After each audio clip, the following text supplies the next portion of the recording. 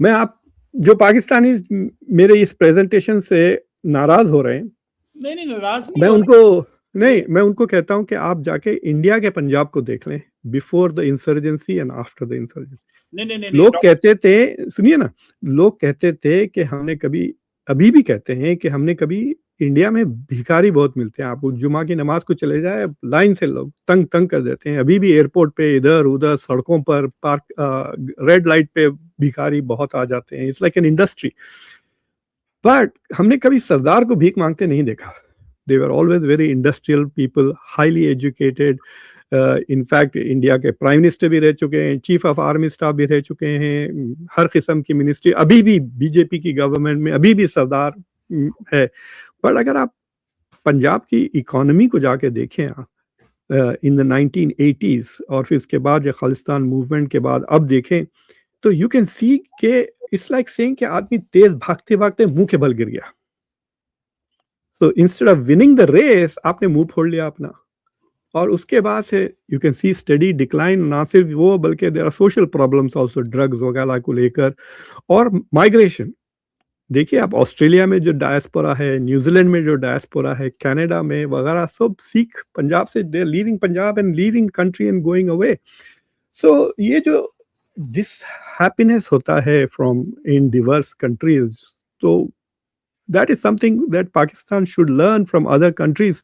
वरना ये चलते रहेगा, और अब तो दूसरे बाहर के मुल्कों को इंसेंटिव भी है कि आपके अंदर गड़बड़ करें, क्योंकि you have been, at least India में तो परसेप्शन है कि Pakistan contributes to trouble in Kashmir, so we will return that by contributing to insurgency in Balochistan और मुझे ये KPK। आर्गुमेंट बड़ा जी आउटडेटेड लगता है कि पाकिस्तान जो है वो इंडियन कश्मीर में कुछ कर रहा है।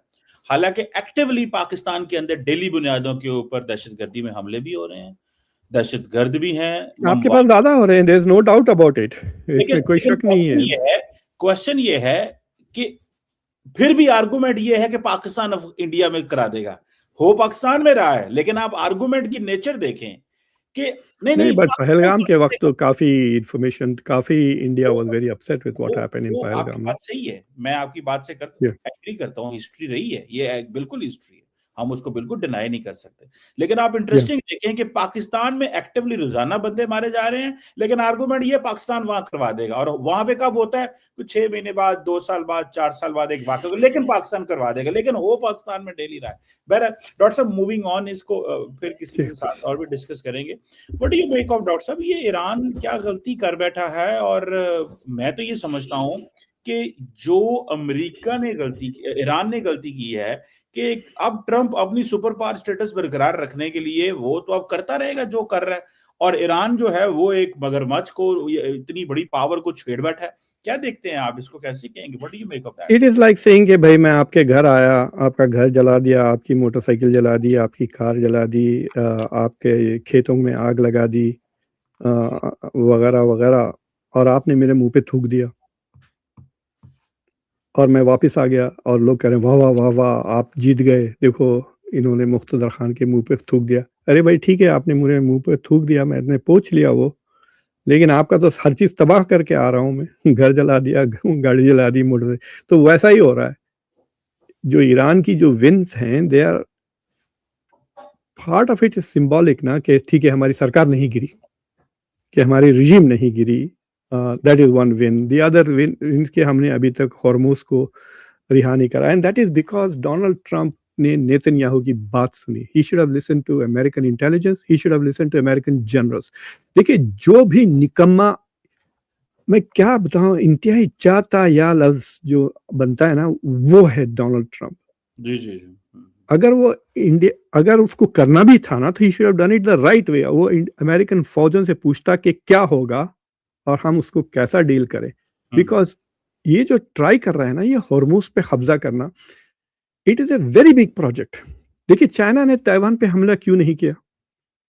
मैं ऐसी दिन मजाक से कर रहा था, तो मेरा बेटा वॉज सेलिंग के उसकी क्लास में हार्वर्ड में, they had a huge discussion कि why doesn't China attack Taiwan. तो देखिए ताइवान को एक हफ्ते के अंदर हरा दे सकता है चाइना, या एक दिन के अंदर वो कब्जा भी कर सकता है, but it can not hold it. और अगर होल्ड करने गया वो, तो ताइवान को डिस्ट्रॉय कर देगा।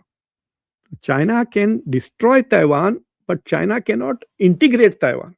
तो जो चाइना चाहता है कि वो उसको मिल जाए ताइवान, ना कि उसको डिस्ट्रॉय कर दे। So it is not easy to do. देखिए, ये तो पुरानी बात है कि जो हमला करता है किसी भी दूसरे मुल्क पर, तो एटलीस्ट 3 गुना ज़्यादा फ़ौज होनी चाहिए।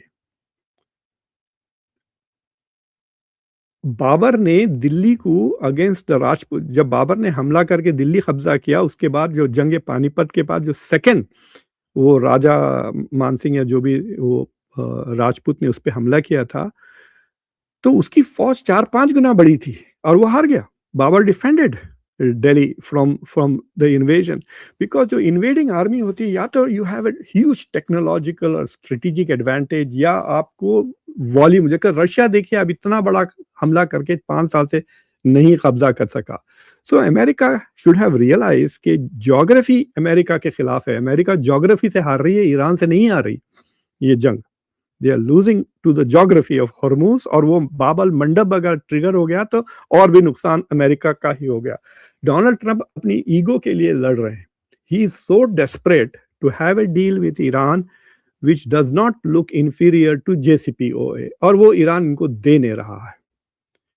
And so he is trying to do this desperately. और मुझे लगता है कि थोड़ा आदमी में इंसानियत तो नहीं है। हथियार तो है, there is no doubt, America is very powerful country, तो वो डिस्ट्रॉय करते रहेगा ईरान। अब सवाल ईरान के ऊपर है कि वो अब, वो कहते हैं ना कि जान जाए पर वचन ना जाए, तो ठीक है जान दे दें। तो अमेरिका इज सेइंग ठीक है, हम आपका अब इंफ्रास्ट्रक्चर भी डिस्ट्रॉय करना शुरू हो गया, ब्रिजेस डिस्ट्रॉय हो रहे हैं। तो अगर ये लेट्स से कि अगर ये 1 साल चल गई, जैसा कि यूक्रेन की जंग चली है 4.5 साल से, मैरियोपोल की तस्वीरें देखी हैं आपने? जिस गाज़ा का मॉडल हो जाएगा आज, अगर ये 5-10 साल चल गई जंग, तो हमारे पास क्या होगा? 2-3 ट्रिलियन डॉलर के खर्चा बढ़ जाएगा ना, और दूसरी इकोनॉमीज़ पूरे सड़ जाएँगे।